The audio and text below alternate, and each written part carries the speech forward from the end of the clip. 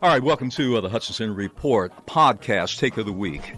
In the Take of the Week, we go through some of the most important things. Well, anyway, things that I think are important, things that have been in the news, things that have touched your fancy during the week. And there have been a number of things, not all related to COVID. Let me get to my favorite, Leroy's favorite, Bernie Sanders. Oh. We know last week that Bernie dropped out. He endorsed Joe. And by the way, Leroy, he was very positive about it. He said, look, we got to get this guy out of here. Yeah. You know who the guy we're talking about. Got to get him out of here. I'm really demanding almost an admonition to my supporters. Let's get on board.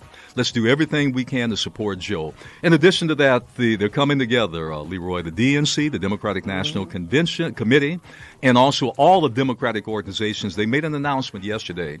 They're channeling all of their fundraising to Joe Biden. They're consolidating things. By the way, Trump did that with the Republican National Committee. They rolled everything over. Trump has a war chest now estimated at about $105 million and still counting. Biden is nowhere close to that. So he's got a big shortfall in terms of money. And he's going to need every penny he can get, by the way. So I think that was very important. I was downtown, Leroy Jackson, and I have to tell you, I happened to be down there on business on Wednesday. What I saw on the backside of downtown L.A., and by the way, let me give you some context. I have traveled in my time to a number of very poor third world countries in Africa, Asia, and Latin America. What I saw down there was absolutely stupendously appalling. Did you hear what I said? Stupendously appalling. When I'm talking about Skid Row, I mean, we know about that. That's been there for millennia. I'm talking about a whole nother city downtown that looked like not only a hellhole, but some of the greatest poverty that I have seen. And again, in third world countries, nothing like it. Here's the interesting thing. When you elevate your vision and look up, standing on one of those corners on Main, Broadway, well, actually East of Broadway, around Wall Street, over there, you see some of the greatest wealth on the planet. So it's almost dystopian. I think that was Mad Max, the old Mel Brooks, where you got a Mad Max world. It's absolutely surreal. My question very simply is, why? How did that happen? In the richest country on the planet. How did that happen? And more particularly, what's being done about it?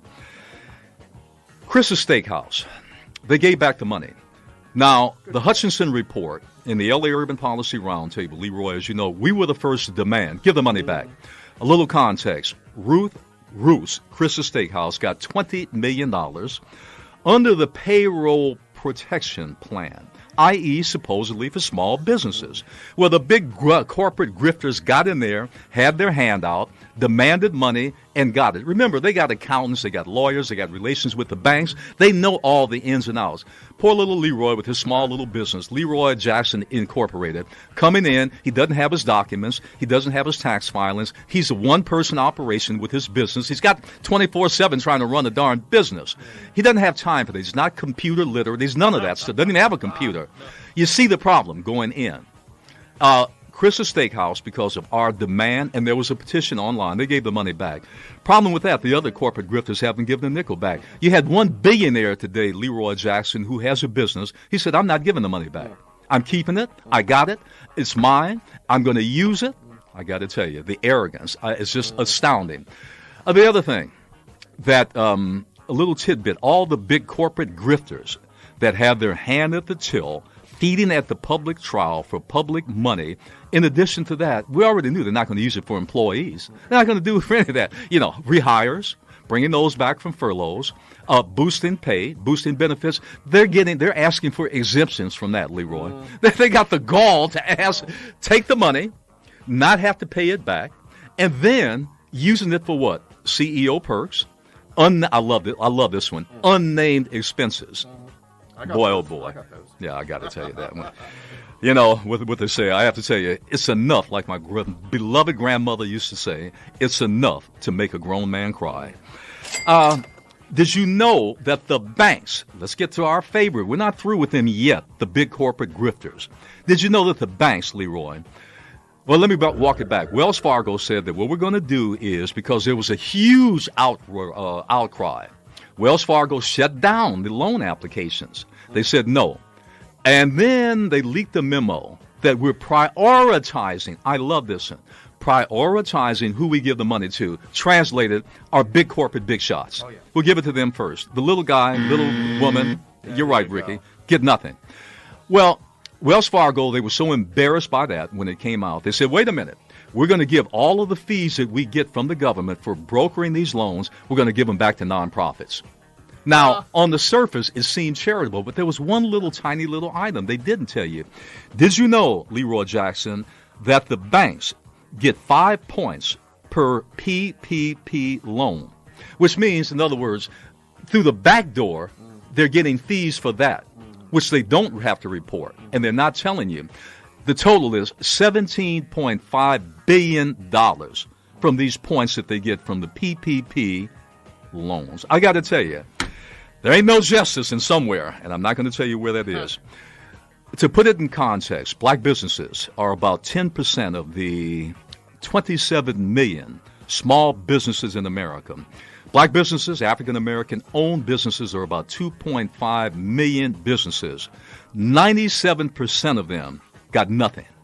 Let me repeat that again. 97% of them did not get a thin dime, didn't get a nickel, didn't get a penny so far from the PPP program. Why?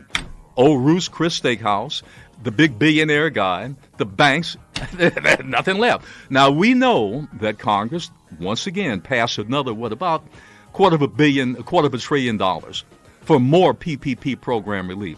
Problem with that, Leroy, is if you don't have a monitoring system in, if you don't have a tracking system in, if you don't have an oversight system in, enforcing that, who gets the money and who doesn't get it, and excuse me, I love that word, prioritizing the loan, it's going to be the same thing all over again.